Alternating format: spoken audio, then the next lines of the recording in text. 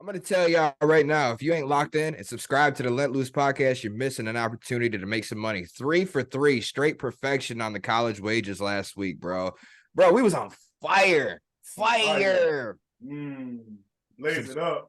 Y'all better subscribe right now so you don't miss out on these opportunities to earn some easy money, man. I'm not saying we call all of them right. Nobody does. You can't. But that was as close as it could get last week, man. 3 for 3. Woo. On point. I'll take it. On point.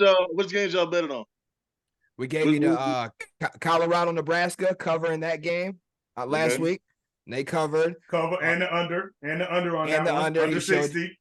Yep. The other game that we called last week was Miami and Texas A&M. You flat out said Miami was going to win that game. I said they was going to win and cover the spread. Yep. Beat them boys by like 17 points. Yes, sir. And then the last game was Ole Miss and Tulane. Ole Miss covered the spread. Covered the spread. Yep. Yes, sir. 3 for 3, man. So all people had to do was log in. Stay locked in with us. Subscribe, bro. Free bread, man. Straight up. Give me free gambling advice out here. Do my homework on this shit, man. Right. Y'all do it for pros for NFL? Oh yeah. We get to it, man. We get to it. That's how that's how we do on Let Loose, man. That's how we do. You know. I'll start with this headline. Oregon comes back down 27-18 entering the fourth quarter, and they exploded for 20 points in the fourth quarter to defeat Texas Tech 38-30. Barely escaped with that win on that one. North Carolina held on to beat Appalachian State 40-34 in double overtime, bro. Double overtime. For App State. Unbelievable. Omarion Hampton, bro. Did you see him? The running back? Drake May running back, bro. 26 carries, 234, 3 touchdowns. Average 9 yards a carry, bro. Woo! They would have lost that game, no overtime without that man. Bro, that's crazy, man. That man went insane, bro. That man went sicko mode. Like we just mentioned, we covered on our wager last week from Miami. They pummeled Texas A&M 48-33 behind a phenomenal game by Tyler Van Dyke. Good call on that, Sam, bro. Called it to the team, my man. Come on, man. I be calling that stuff. No, the other game, like I just mentioned earlier, Ole Miss pulled away from Tulane late. Just like you said that was going to happen too, Sam, to your credit. And they ended up beating them 37-20. As exactly predicted. Dion, Coach Prime, baby. Coach Prime. Woo! Let's go, Buffaloes, bro. We are on that bandwagon right now. We support, we love Deion Sanders on this show, just in case anybody was wondering. Colorado won their home opener. They fucking slapped Nebraska 36-14. They are for real. They are for real. And they got a legitimate Heisman candidate quarterback too, Shedeur Sanders. He's a monster. Right. Dude is eating everybody alive.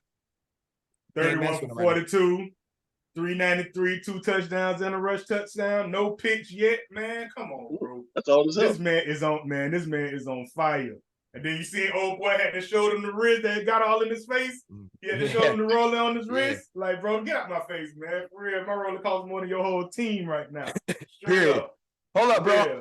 I like their turnover thrown. Oh, yeah, I seen that. That shit is gangster. That shit is gangster, bro. That's gangster shit. They got it going on. They said, fuck some glasses, fuck a turnover chain. We got a throne. Throne, right. Yeah, I love it. The boys ain't playing games. The main headline of the week was Texas finally getting the job done, bro. Beating Alabama 34-24 in Tuscaloosa in an absolute fucking thriller, bro. Bro. Many scores late. Many scores back to back, bro.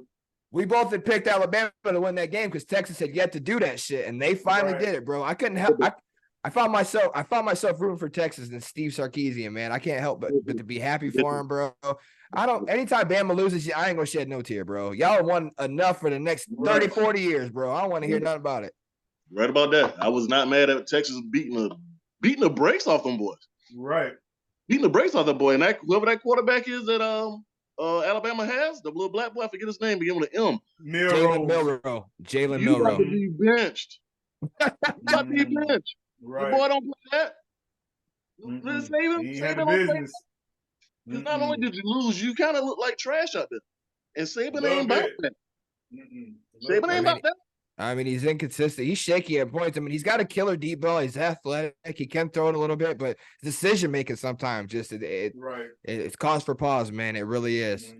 But yeah, it's stigma of black quarterback. Pros are collegiate level. black quarterback run. Stop that. Right. Stop that. You know what I'm saying? You wouldn't expect Lawrence, what the name is, Trevor Lawrence to run. Lawrence. But when he do run, and make a good decision. Just a scramble, right.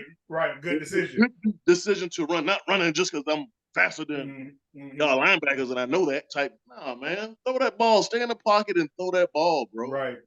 And that's the thing. You got to step up. You got to step up in that pocket too, bro. That's your job. You got to make those decisions, right? Now, if you got the opportunity to run, okay, every 7 or 8 plays or so like that, maybe. But don't be the first thought being run the ball. Right? Yeah. You're not Jackson. It's the product of the game now too, y'all. You know what I'm saying? Because having a quarterback that can move now is almost the bare minimum necessity needed. I'm talking about quarterbacks that can move, not that are like lightning speed like Lamar Jackson or shit like that. If you have a quarterback nowadays at a collegiate or an NFL level, and he is like Tom Brady slow, he better be the most accurate fucking Justin Herbert. Yeah, I mean, I guess he's got a little bit of wheels, but I'm just saying, like, he better be dead on balls accurate. It's just like in the NBA now, centers got to be able to shoot.